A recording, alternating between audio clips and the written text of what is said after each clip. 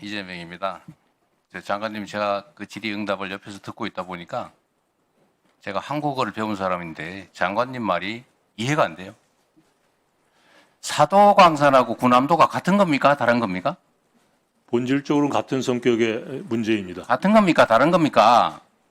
아니, 사안은 다르지만 본질이 같다고 말씀드렸습니다. 내가 지금 본질 물어봤습니까? 같은 거냐 다른 거냐 물어봤지요. 그럼 사안은 다른 사안입니다.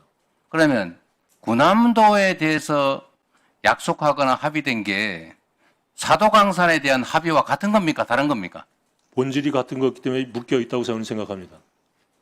대한민국 외교부 장관의 발언답지가 않습니다. 강제 동원의 역사를 기록에 남긴다는 뜻에서 자, 장관, 제가 다른 거 물어볼게요. 네, 대한민국은 자주 독립국가죠.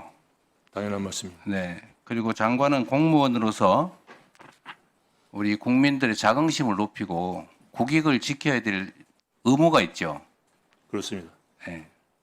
그런데 이번 사도광산 관련된 외교 협상에서 우리 국익에 부합하지 않다든지 국민들의 정서에 부합하지 않으면 최소한 반대 의견을 가지고 관철해야 되는 건 맞지 않습니까? 그렇게 협상을 했습니다. 그런데 결론은 어떻습니까? 우리 국민들 다수는 장관께서는 뭐라고 말씀하신지 몰라도 우리 국민들이 또 여기 계신 많은 분들이 이해하기로는 강제동원에 관한 언급이 없다.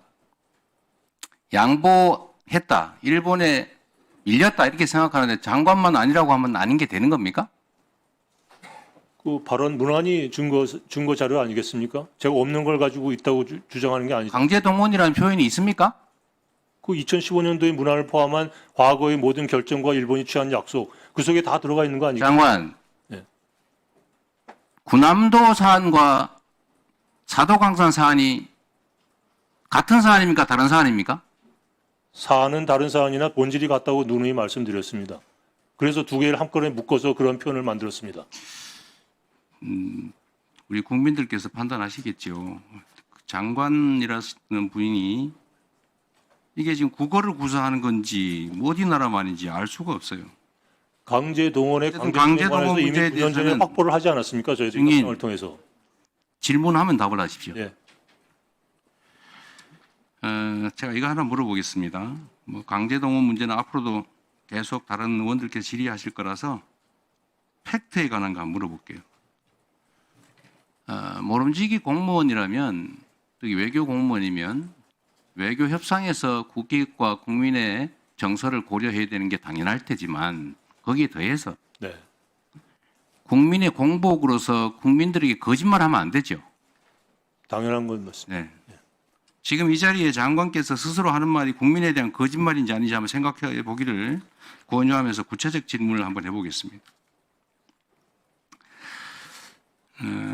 지금 외교부에서 국회에 답변 자료를 내셨던데 우리 존경하는 차지호 의원께서 질의한 것에 대한 답변 같습니다.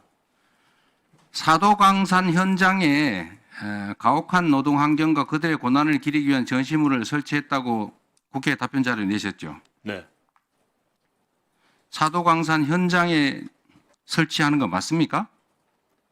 맞습니다. 아이카와 박물관에 설치하기로 되어 있는 거 아닙니까? 아이카와 박물관이 사도광산 일했던 한국인 노무자들의 기숙사 터입니다. 기숙사 사도광산에서는 2km 정도 떨어진 지역에 있는 거 맞습니까?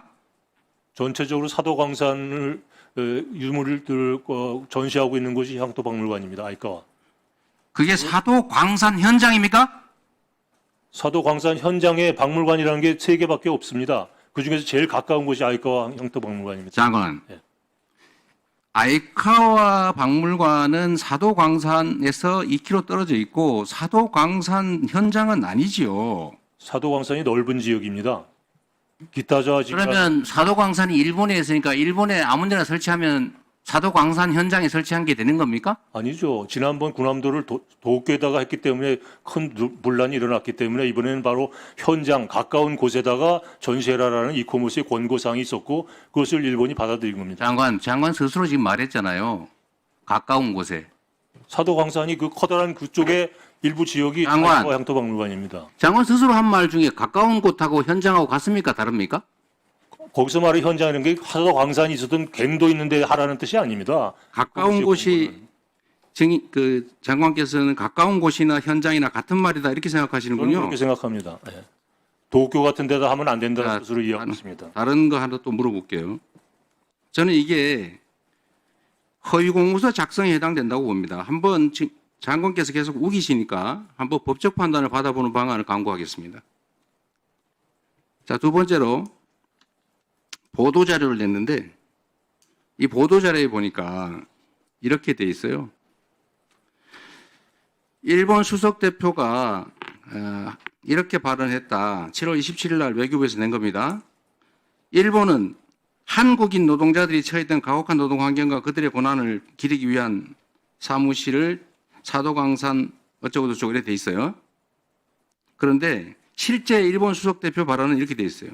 일본은 모든 노동자가 처했던 가혹한 노동 환경을 설명하고 이렇게 돼 있습니다. 모든 노동자와 한국인 노동자가 같습니까? 다릅니까?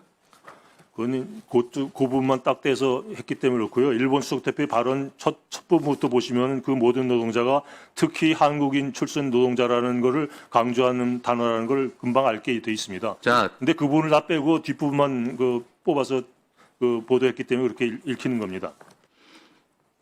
그러면 그렇게 써야지 나온표까지 쳐가지고 일본은 모든 노동자가 처했던 가혹한 노동 환경을 설명하고 이들의 고난을 기억하기 위해 모든 노동자와 관련된 새로운 전시물을 이미 현장에 설명 전시 시설에 설치했다 이렇게 했는데 왜 거기다가 그 말을 써놓냐 이 말입니다. 한국인이라고 다르잖아요. 앞에 all the workers, especially those from the Korean Peninsula라는 게 맨 앞에 definition으로 나와 있습니다.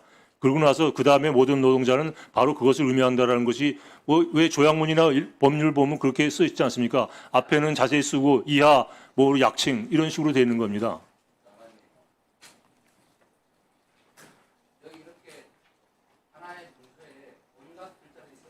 네.